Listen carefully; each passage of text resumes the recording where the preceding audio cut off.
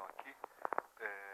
Em primeiro lugar, agradecendo muito, né, ao pessoal do Ludopédio, em particular ao Serginho, ao Museu do Futebol, por ter me dado a honra, né, de estar aqui com o Giorgetti, de fazer essa mediação. Eu vou brincar um pouquinho. A Silvia mencionou que havia uma hegemonia masculina, de fato, né? Ela se manteve hoje, mas na verdade a hegemonia importante é a hegemonia palmeirense, que se marcou, né, ao longo do dia de hoje e termina com 2 palmeirenses no dia do aniversário do Palmeiras, né? Então essa é a hegemonia que marca. Bom, eu assim, tenho certeza que esse filme deve ter suscitado a todos uma série de questões. O momento é muito interessante, o filme é muito feliz, né? Eu vou falar 2 coisinhas, Hugo, e passar para o pessoal aproveitar aqui a oportunidade de conversar com você. A primeira é, assim, o que me chamou a atenção, né, na estrutura do filme é o entrelaçamento de narrativas, né, de naturezas diversas. Então, há uma narrativa da memória mais subjetiva, pessoal de cada atleta, né, da experiência particular, né, da vivência dele, e são experiências muito, muito ricas, muito bonitas. Há uma memória mais esportiva, do ponto de vista da competição, tanto das modalidades nas quais eles estavam envolvidos, mas também das competições dos outros integrantes da delegação brasileira no México, em 68.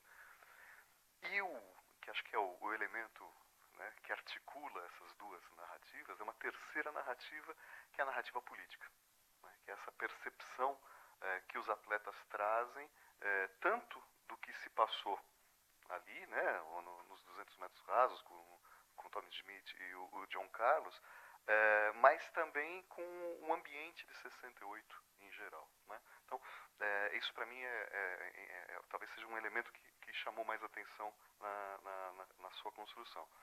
E um dado histórico, né, que eu acho que é interessante, o massacre de Tlatelolco, né, que ocorre em 2 de outubro de 68, ele é muito curioso, e é interessante essas cerimônias, né, dos mega eventos, dos Jogos Olímpicos, como às vezes elas perdem um pouco a noção. Os Jogos Olímpicos de 68, eles se iniciam no dia 12 de outubro de 68.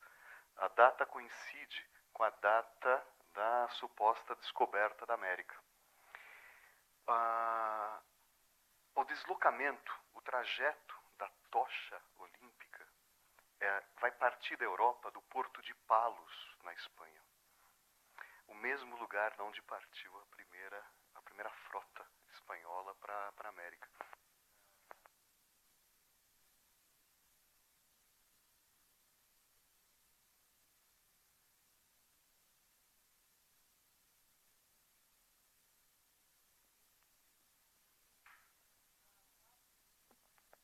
Isso aqui já deu. Isso vai jogar gasolina na fogueira do movimento estudantil que já estava, né, em efervescência em 68 no México, que já havia questões internas, né, é um assinte, né, é uma cerimônia que é assintosa do ponto de vista da conquista colonial e do massacre, né, do genocídio praticado a partir do final do século XV na América, né. Bom, eu queria só falar isso e abrir, na verdade, mesmo para as pessoas aproveitarem a experiência do Hugo, né, e fazerem perguntas para ele, na verdade. Tá? Eu acho que as perguntas seriam interessantes, porque eu não preparei nada para falar. Meu improviso é limitado, eu confesso que é limitado. Mas de qualquer forma, essa Olimpíada foi uma coisa inesperada que aconteceu na minha vida, porque eu fui chamado pela SPN, pelo Zé Trajano particularmente, que queria um filme sobre a Olimpíada. E disse, olha, você escolhe, faz o que você quiser. Provavelmente ele não estava pensando nessa Olimpíada, mas eu estava. E eu propus, ele imediatamente endossou, falou, perfeito, pô, 68. Esse ano ele tem uma repercussão no tempo muito forte, né? Muito forte. Eu fiz essa Olimpíada, a minha Olimpíada. Eu era tão jovem quanto eles. O pessoal de basquete eu conhecia todos. A Olimpíada, enquanto a expressão de movimento político que acontece ao redor dela, eu acho que um dia vai se escrever isso. Se já não se escreveu, mas é impossível que não se faça uma relação entre o momento histórico de uma Olimpíada e o momento político. Eu estou falando já de... Em 36 tinha a Guerra Civil Espanhola, se passou na Alemanha nazista, né? Essa Olimpíada, não preciso nem falar, a gente acabou de ver o filme. 72 tem repercussões até hoje, né? O que aconteceu. 72 aparentemente o mundo não tinha grandes acontecimentos traumáticos, mas teve na Olimpíada. Isso era fruto de uma circunstância que, embora abafada, estava acontecendo, né? Então, eu acho importante que a gente até discuta isso, porque a Olimpíada parece que ela ecoa o seu momento histórico, de alguma forma. Ela incorpora esse momento histórico. É isso. Gostei muito de ter feito filme. Eu achei muito bom. Eu não via, faz tempo que eu não vi esse filme. Achei que tem umas coisas boas até. Né? E bom, por favor, fique à vontade. Senão a gente vê o filme de novo, vocês não falarem nada. Boa tarde, Diogo. Aqui atrás, Anderson. Quando eu vou fazer uma pergunta assim bem objetiva em relação a diante de tudo que a gente viu nesse filme. Hoje a gente tem as emissoras oficiais, enfim, do COI, enfim. Alguém vai contar a história dessa Olimpíada no Brasil. Você sabe, já tem ideia, teme como que vai ser contada a história política esportiva desses jogos aqui no Rio? Não tenho a menor ideia, não. Isso é uma... Mas eu suspeito que tenha que ser uma pessoa que compreenda as sutilezas. Isso aqui não é 68, isso é mais complicado que 68. 68 você tinha uma coisa diante de qualquer um podia ver, está ao alcance de todos. Aqui você tem os subterrâneos históricos que eu acho que primeiro vai demandar algum tempo para se entender bem o que está acontecendo. E acho que vai precisar de historiadores realmente preparados para entender isso aí. É história fina, não é brincadeira. Perto da brutalidade do México, essa é uma brutalidade extremamente sofisticada. Mas que tem que ser, né? Eu espero que sim, espero que haja, sei lá, historiadores, cineastas, artistas, enfim, que se debrucem numa coisa que aparentemente ela reside na história subterrânea, na verdade, né? É isso.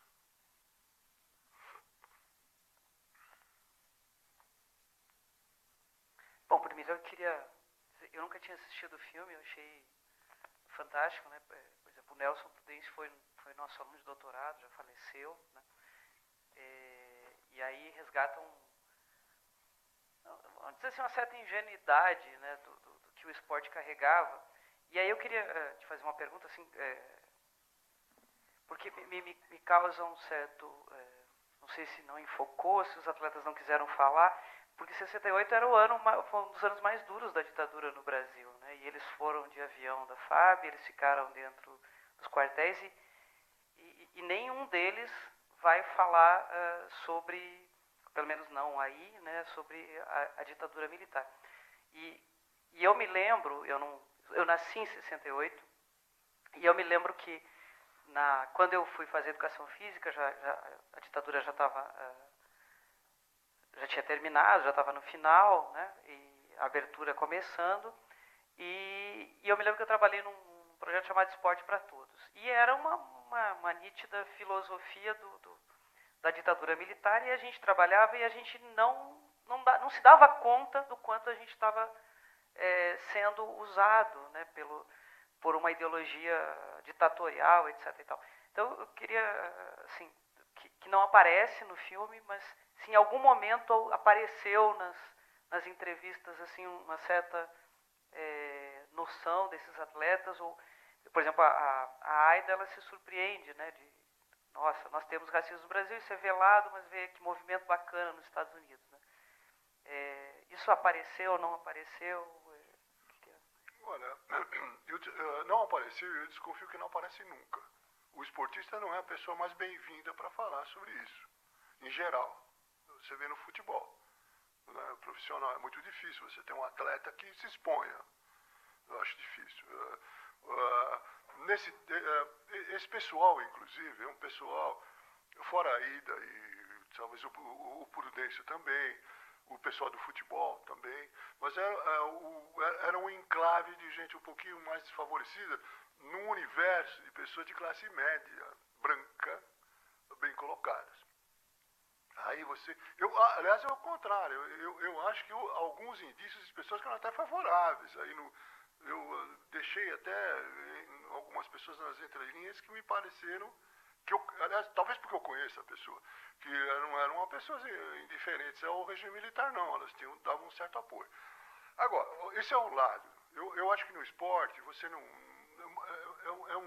é um universo muito complicado. Você vê agora, há pouco tempo, esse movimento de jogadores profissionais aí, o que era? O Bom Senso, por exemplo, que o Paulo André, que organizou tudo isso, foi parar na China. E acabou, não se fala mais disso. Né? Não existe Muhammad Ali aqui, não existe isso. Né? Então, esse pessoal de classe média ainda mais complicado ainda. Por outro lado, os militares, a ditadura, não estava absolutamente interessada neles.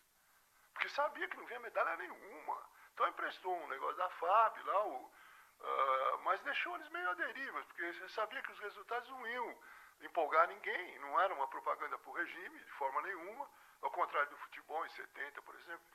E, então era uma coisa meio à parte, não havia pressão nenhuma, ninguém falava nada, e eles também não.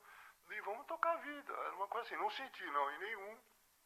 Retrospectivamente, falando com eles hoje, que alguém falasse, aquele tempo era complicado. Talvez o Menon do basquete, que é médico, ele tem um pouco mais, o Menon talvez, mas não é.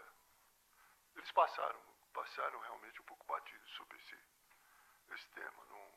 Não adiantava querer levantar muito. Porque a resposta é mais ou menos que dá o suco. Eu nunca tive problema nenhum. Mais ou menos isso. Eu queria lembrar uma coisa antes de falar. Que esse filme, claro que ele tem um viés político. Porque o ano não podia deixar de prescindir. Era imprescindível que você falasse disso. E eu fiz por causa disso também. Mas o filme tem uma outra vertente, que é a vertente do tempo, a vertente subjetiva, né? A vertente do fato de que como era bom ser jovem, como é bom ser jovem, né? Principalmente quando você não é mais. Daí é complicado. Então também um filme, eu acho que o caráter dele, digamos, subjetivo é tão forte quanto o político. Eu também me senti muito bem de ver essa gente rememorando um tempo que provavelmente foi o grande momento da vida deles. Certamente foi. Certamente, né? E hoje eles estão completamente esquecidos, acho que todos, até o Vlamir. O que eles têm são lembranças, e isso é interessante. Eu trabalho um pouco com isso, me agrada esse tema também. Então, acho que eu uni as duas coisas. Mas tem esse lado do pessoal que é forte. Hugo aqui. Meu nome é Sérgio. Eu gostaria de saber o que o filme não conta. O que eu quero dizer com isso? São 52 minutos que você tinha para fazer o filme e você tinha que se enquadrar nesse tempo. Quais foram as opções do que fica de fora, do que entra, claro que a gente viu, mas da construção dessa narrativa? Porque essas entrevistas elas foram provavelmente muito mais longas, você deve ter muito mais minutos do que o filme traz, né? Eu queria saber um pouco, até como uma curiosidade, o que fica de fora e por que fica de fora, quais são as nuances por trás disso? Essa é uma pergunta complicada. Primeiro, não ficou nenhum segredo de fora, né? Não há nenhuma coisa assim que você falar sem essa informação o filme não anda. Não há, isso não há. Por outro lado, o documentário, na verdade, ele não existe. Não existe documentário. O que existe é a ficção.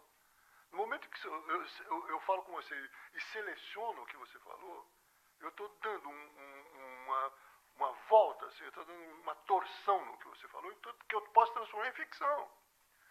Então, na verdade, esse filme é o que eu penso, não é o que eles exatamente pensam.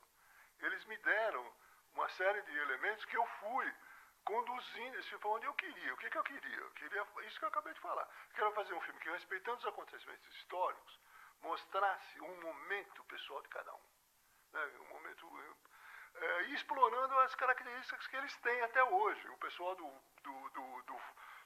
polo aquático é completamente insano. Eles são loucos, aqueles caras, até hoje, né?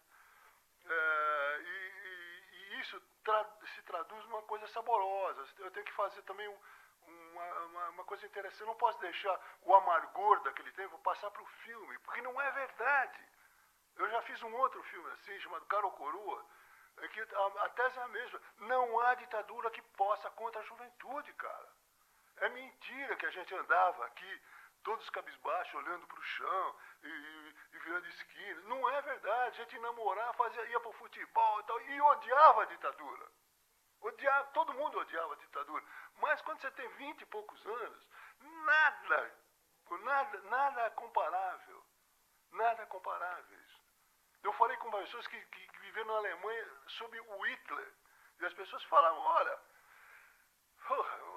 você tentava esquecer isso e partir para dançar, e fazer qualquer coisa. Porque você é jovem, você tem que expressar a sua juventude. Então foi esse um dos motivos também desse filme.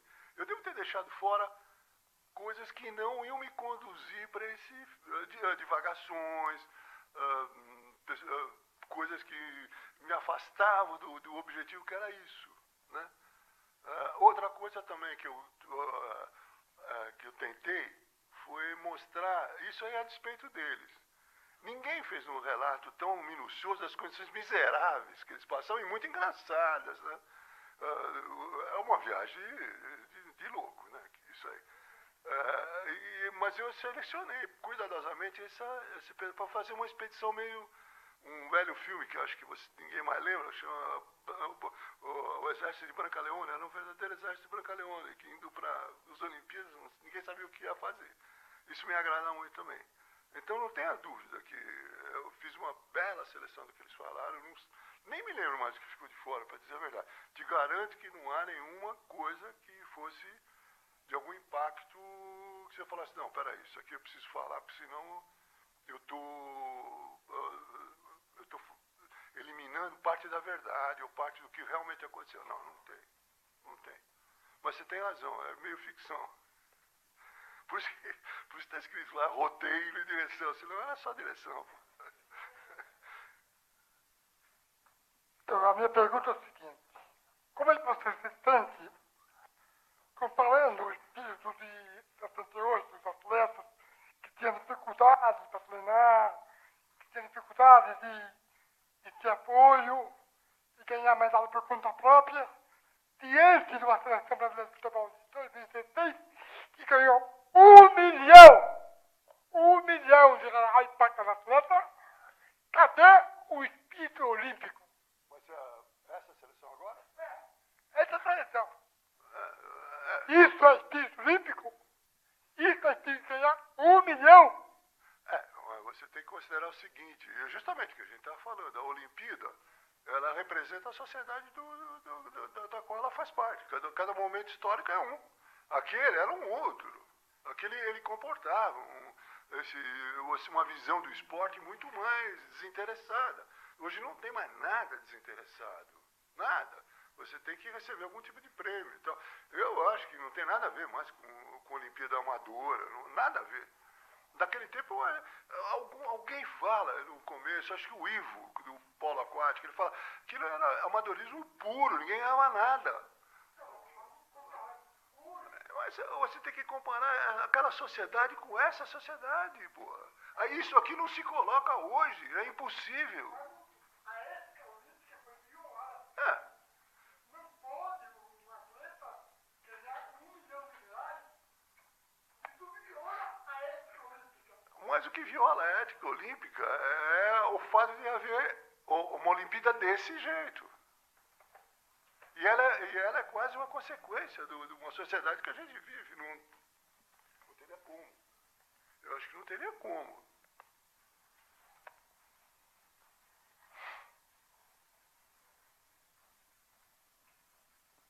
Oi, boa tarde. A minha pergunta, na verdade... Bom, você mostrou no vídeo várias formas, várias lembranças daqueles que participaram. E, na verdade, a minha pergunta seria mais... não sei se pessoal, mas se você pode compartilhar alguma coisa, como foi a sua visão? Você disse que também estava naquele período que participou, era de idade parecida. Eu queria saber como que você enxergava um momento que tinha várias contradições políticas, mas que para quem está vivendo de uma forma diferente, e como que você enxergava aquilo naquele momento. Mais ou menos isso. Obrigada. Eu até estava me referindo a um filme que eu fiz recentemente, uns 4, 5 anos atrás, chamado Cara Coroa, que é isso, se você conseguisse dar uma olhada, que eu fiz parte de uma maioria de pessoas que fizeram muito pouco como reação, mas fizeram o que podiam fazer. Quer dizer, ou você tinha duas soluções, se você fosse contra a ditadura. Ou você participar da luta armada, o que requeria uma série de uma coragem, um desprendimento, um desespero e uma imprudência, às vezes, muito grande. Ou você trabalhava no seu limite, de fazer coisas que era possível. Então, por exemplo, tinha um cara exilado, você dava um dinheiro para sustentar o cara. Tinha um cara que estava fugindo e precisava ficar 2 dias na casa de alguém. Tudo bem. Esse tipo de pequeno auxílio. E fora isso, você trabalhava e levava a sua vida. Você comprava o pasquim, você comprava a opinião, você fazia pequenos gestos de resistência. É isso que fez. Que as pessoas que eram contra e que não pegaram em armas, tinham que se usar de pequenos gestos de resistência. Então você, numa festa de aniversário, você pega o seu cunhado e descia a porrada nele, porque ele era conservador, mas é que você era o cara disponível para receber pancada, né? E assim você ia vivendo e procurando que o tempo fizesse um trabalho. Por quê? Nós estávamos num país onde eu falo francamente, a maioria era, no mínimo, indiferente. Quando você queria ser muito complacente e muito otimista, você falava, a maioria acho que é indiferente. Nos seus piores dias, você falava, esses caras estão apoiando, pô. Porque não tinha outro... Hoje parece, eu insisto em falar isso, e as pessoas acham que... Mas eu não vejo uma perspectiva correta daquele tempo. Eu não vejo. Possivelmente um historiador, porque não é verdade que era um país oprimido. Não era um país oprimido, era um país oprimido voluntariamente. A maioria das pessoas estavam plenamente indiferentes aí. A classe baixa, os operários, nem sabiam exatamente o que era aquilo, nem sabiam. Isso era a maior parte da população. Tinha uma classe importante, uma da classe média, que era, eu sou contra excessos, tortura não, mas veja bem, hein, afinal... e uma pequena parcela de estudantes e gente, intelectuais de alguma forma, que eram contra e faziam o que podiam. Era isso.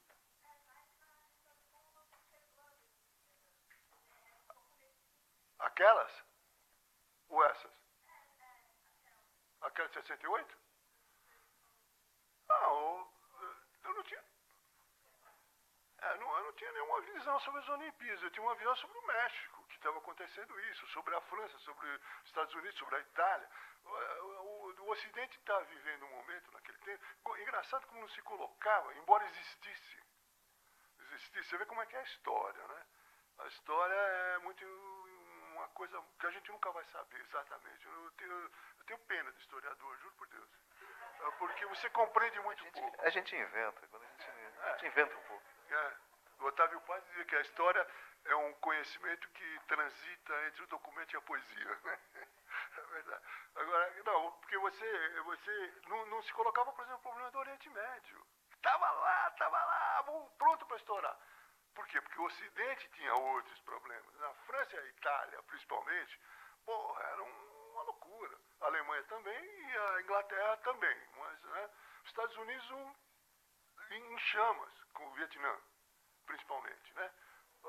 Aqui também, ditadura, o México também, a Argentina também. Então, era você via mais um momento do que a Olimpíada. A Olimpíada eu me lembro, vou te falar francamente, na época eu nem dei bola para a Olimpíada do México. Primeiro que você não tinha notícia. Aqueles recortes que estão no filme era mais ou menos o que tinha. Tinha televisão, imagine. Vinha, saltos, ninguém sabia de nada. Eu sabia do basquete, porque eu te falo, vou fazer uma confissão, eu era jogador. Então, eu joguei com todos esses caras que estão aí. Contra, né? Claro. Alguns até jogam um pouco junto, mas então me interessava mais ou menos. Eu ia lá ler os resultados do basquete, porque senão nem dava pelota para isso, não. Olimpíada era Olimpíada. Principalmente para quem gostava de futebol também, né? Que é isso. Deixa eu só entrar numa coisinha, só para comentar. Você falou dessa questão da juventude que perpassa as falas dos atletas, né? É bem legal, aí sim, agora fazendo o papo de historiador, né? Você tem um elemento novo aí em 68, na verdade na década de 60, que é a entrada dos jovens na cena política, né, como atores políticos. Né? É a geração Baby Boom, é a geração que vem pós-Segunda Guerra Mundial, e ela se diferencia das outras gerações, se diferencia, por exemplo, da geração Beat, que antecede, na década de 50, que é uma geração que aparece, mas aparece muito por conta aí da questão da juventude transviada, da música, etc, etc. Na década de 60 você tem uma intervenção política mais clara, né? E isso talvez seja o carro-chefe. Política no sentido amplo, né? Tanto política no sentido do engajamento, a gente está falando de 68. Tem uma das falas, eu não vou lembrar qual entrevistado, vai falar, não, tem AI-5. Não, o AI-5 é o resultado, né? O AI-5 é de 13 de dezembro de 68. Ele é o resultado dessa efervescência, é posterior aos Jogos Olímpicos. Né? O que a gente tem 68, no caso do Brasil, é um momento mesmo de radicalização. É um momento, você tem a passeata dos 100 mil, após a morte do Edson Luiz, lá no restaurante Calabouço, no Rio de Janeiro, e é isso, né? Na passeata dos 100 mil, duas palavras de ordem: só o povo organizado derruba a ditadura e só o povo armado derruba a ditadura. Né? Então é essa tensão. Se não aparece isso claramente nos atletas, aparece essa memória da juventude. E uma memória da juventude que, se a gente ampliar, é também política do ponto de vista comportamental. Né? Nas frestas, a gente percebe aí uma liberalidade sexual, uma liberalidade de costumes interessantes que aparece meio de uma forma jocosa, brincalhona, né? O cara ali era bonito, né? A mulherada pulava nele, mas de qualquer maneira isso já é uma certa modificação do ponto de vista do estar no mundo dos jovens, dessa geração, dessa juventude da década de 60. Isso também pinta aqui, né? Aparece no filme de uma maneira muito fresca, muito bacana.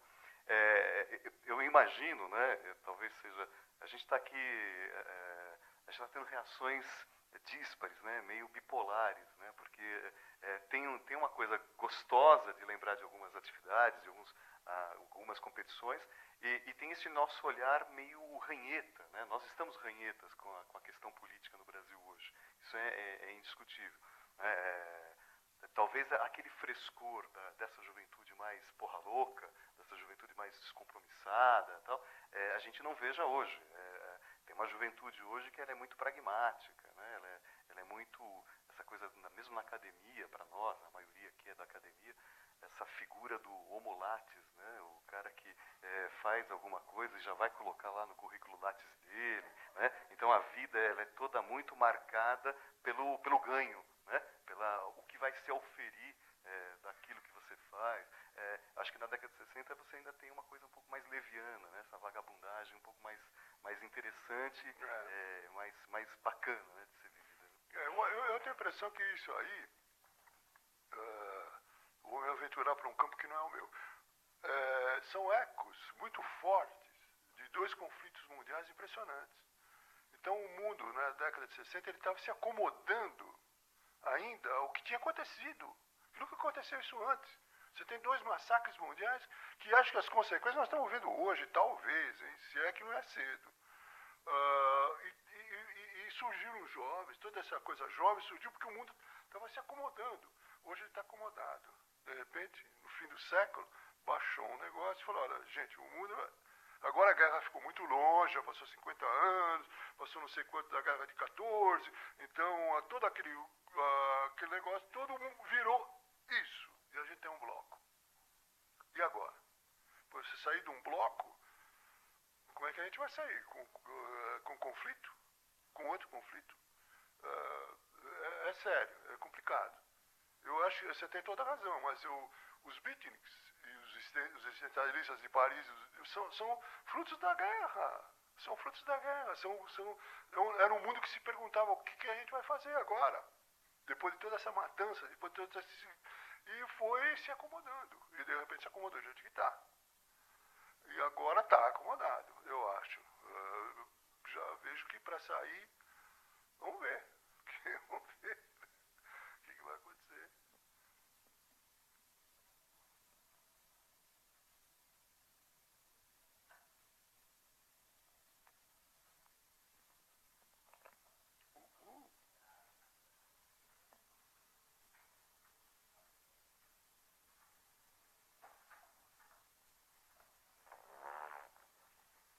Oi, Hugo, boa tarde. Meu nome é Max. Eu queria saber um pouco a respeito de, assim, qual que é a contribuição que o esporte tem para você fazer a narrativa desses filmes, né? Eu estou pensando tanto no Boleiros quanto nesse documentário. Existe alguma especificidade, na tua opinião, que o esporte permite contar? Você falou da questão das memórias, os Boleiros trabalham muito também com essa questão das memórias. E eu queria saber se você vê alguma especificidade nesse sentido. Além disso, eu queria saber se o esporte, além de você ter jogado basquete, como você comentou, ele perpassa a sua vida, ele é um elemento determinante ou ele é marginal? Queria ter uma ideia disso também. Bom, começando pelo fim, então, que eu posso ter respondido já. É determinante na minha vida, claro, o esporte é determinante. O esporte é determinante, eu acho que para muita gente que viveu nos anos 50, 40 aqui em São Paulo. Não, era você jogar futebol no meio da rua, não porque fosse uma coisa idílica jogar futebol no meio da rua, todo mundo acha que é poético, não é, porque era barato. Você jogava futebol em qualquer lugar. Para futebol você precisa de uma bola e 2 tijolos para formar um gol. E vamos embora, jogava o dia inteiro. Então, o esporte, e esse era o verdadeiro esporte popular. Esse era o verdadeiro esporte popular. Você, nenhum de vocês aqui dentro, eu acho, talvez, não sei, eu vejo poucas pessoas que podem se lembrar do que era um domingo à tarde em São Paulo, nos anos 40 e 50. Os caminhões que passavam pela cidade, circulando a tarde inteira levando jogadores. Tantos campos de várzea que tinham. Então, o número de pessoas que praticavam, não havia... Você não via futebol, você tinha que ver aqui no Pacaembu, porque o rádio é o rádio. Televisão não havia. Você jogava, né? Então, eu fui acostumado com o esporte. Depois eu joguei basquete e tal. Isso fala muito para mim. É uma coisa... É a única coisa que acaba te ligando com a infância. Nada mais resta da minha infância. Morreram todas as pessoas. O bairro que eu nasci mudou drasticamente. Eu virei outro. Mas o que ficou daquilo está ligado um pouco ao esporte. O esporte, o futebol nunca deixou de me interessar. Nunca. Não, eu não sou fanático. Não, eu nem sabia que era aniversário do Palmeiras hoje. Eu não sou fanático, mas eu gosto. Também não. Não, eu falei que eu não sabia. Nenhuma acusação, pelo amor de Deus. De jeito nenhum. Eu acho que sim, é determinante na minha vida, isso aí.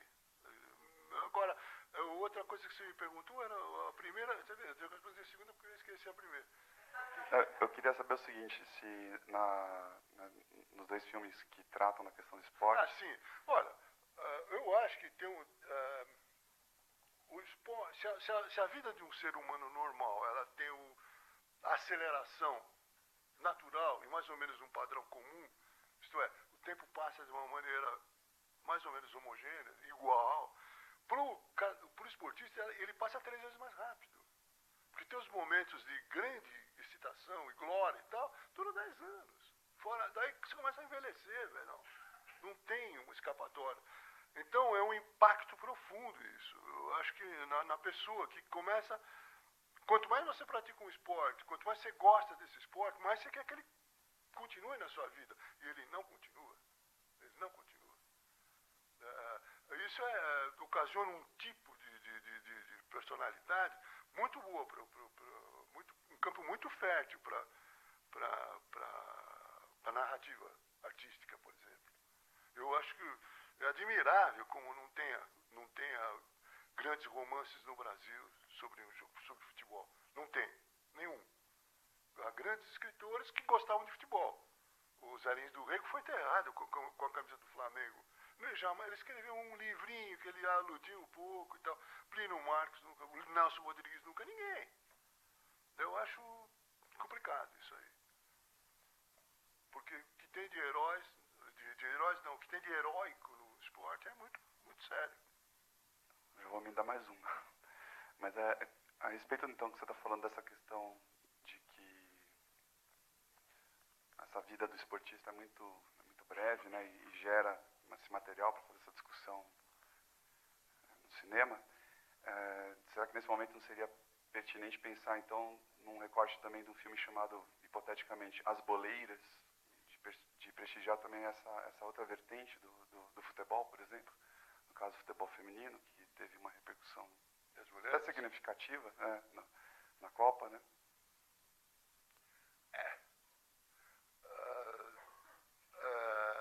Eu, por mim, só existia futebol feminino, se você me perguntasse. Eu sempre prefiro ver mulheres a homens. Então, nas equipes de filmagem, devia ter só mulher e tal. Mas a gente se bate com certas realidades. Né? Isso aí não faz parte, pelo menos na minha vida, de jeito nenhum. De jeito nenhum. Porque você fala coisa de 15 anos atrás, se falava nisso. Se colocava isso. Se colocava uma mulher jogando vôlei, basquete, nadando. Futebol não se colocava. Que eu saiba. Então é uma coisa muito recente e que está entrando com uma força que eu acho não natural. Não natural. De repente nós temos que... Você quer ver uma coisa, rapaz? Eu vou te contar um episódio que... Eu fui ontem ao Rio de Janeiro defender um projeto de arte popular. Artistas populares. É uma série cuja pretensão de fazer eu tenho e eu fui expor para uma série de pessoas na Ancine, que é a agência de cinema. São 10 pintores populares. Artistas populares, não exatamente pintores. Dos quais uma é mulher. Foi a primeira coisa que me falaram. Pô, mas uma mulher? Quer dizer, está virando uma coisa... Eu falei numa ordem de brincadeira, mas é verdade. Eu não tenho nenhuma coisa, de jeito nenhum, contra as mulheres. Segundo, na minha entourage sempre houve mulheres trabalhando. No cinema sempre houve. Né? Então você colocar isso, você fala, mas não sei, como é que eu vou colocar? Por que eu colocaria mais? Se não há, se esse segmento não é assim, ainda, não há mulheres. Eu não posso pôr uma pessoa medíocre e 9 bons pintores para aumentar politicamente, de uma maneira politicamente correta, uma quantidade. Eu acho que tem que esperar, tudo tem o seu tempo, está muito cedo para isso aí. Não acho que a gente deve paternalizar. As mulheres não precisam disso, aliás, eu acho.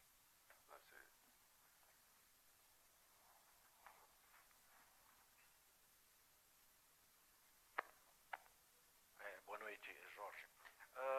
Queria voltar um pouquinho na questão do roteiro. Você já deixou claro que você tem uma relação até pessoal com boa parte dos atletas entrevistados. Só de basquete. De basquete, só. Mas, assim, você estabeleceu algum tipo de roteiro inicial para as entrevistas? Ou a entrevista acontecia conforme a memória? Como é que trabalhava essa questão da tua relação com a câmera e com o entrevistado? A questão da memória. Deixava vir? Não, você induzia, você dirigia esse questionário? Então, eu acho, talvez eu tenha sido um pouco precipitado em falar em roteiro. O roteiro é o clássico, né? Dá a impressão de que tinha alguma coisa escrita, uma pergunta escrita, formulada antes, não tinha nenhuma. O roteiro, na verdade, para um documentário, eu acho, isso é uma opinião pessoal, mas que muitos outros cineastas endossam. Porque o roteiro de um documentário é feito na hora que você está montando. Que ele vai aparecer. Quando você está. Não na hora que você está filmando, não, é na hora que você está montando. Que é lá que você faz as seleções do. Um botar essa frase e não as outras. Um pegar outra imagem daquele cara e botar junto. E vai aparecendo uma história. Então.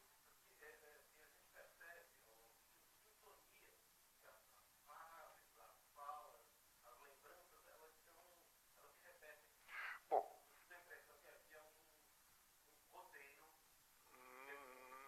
Não exatamente. Havia uma tentativa de você levar essa questão para um determinado rumo. Eles falam mais ou menos a mesma coisa não, mas eles repetem muitas coisas porque é uma experiência comum. Todos estavam na delegação olímpica. Logo, muitos elementos todos viram e todos interpretaram. Então, juntar isso daí é um problema meu. Daí que eu fui juntando de uma maneira para chegar num ponto. Ninguém queria ser engraçado, mas de repente tinha um acontecimento que eu achava que era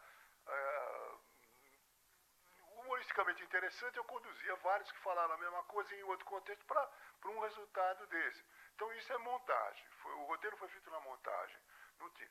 Mas é claro que eu também tinha conhecimento prévio muito pequeno de cada esporte, mas tinha. Algumas coisas foram surpreendentes. O técnico de vôlei, por exemplo, o Paulo, que é o cara que fala a última Olimpíada Livre, foi ele que deu o título, né? Involuntariamente, mas eu nunca tinha ouvido falar nele. Foi uma entrevista muito boa, que eu peguei um pedaço. Um cara muito interessante. A maioria deles era muito interessante.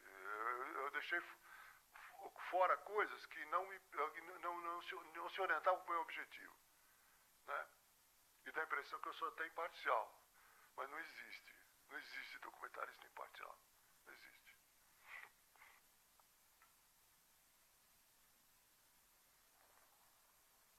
Mais alguma pergunta? Vamos encerrar então? Bom, então quero agradecer mais uma vez a honra que me foi concedida aqui pelo pessoal do Ludopédio, pelo Serginho, pela Aira do Museu do Futebol, em estar aqui do lado do Hugo Giorgetti, uma pessoa que eu admiro demais, acho que isso é também de todos aqui na plateia. E lembrar, eu ia falar isso, essa definição que você dá do futebol, que acho que o nosso último encontro foi há uns 4 anos atrás, lá no Sesc, 3 ou 4 anos, e você deu essa definição sobre futebol, que eu considero uma das definições mais bonitas que eu já ouvi sobre futebol, que é essa ideia de que o futebol é um elemento que a gente guarda da infância, independentemente da idade que a gente venha a ter. Né? É aquilo que resta, né, da nossa infância, porque o nosso corpo é diferente, os nossos amigos já se foram, os pais já se foram, a rua já não é mais a mesma, né? Mas quando a gente assiste, né, o futebol, particularmente no Brasil, esse esporte que tem provoca esse conjunto de afetos em nós, né, ele tem essa capacidade de transportar a gente para esse lugar aí lá no passado, que é a infância. Então, muito obrigado ao pessoal do Museu do Futebol, Ludopédio e ao Hugo Giorgetti.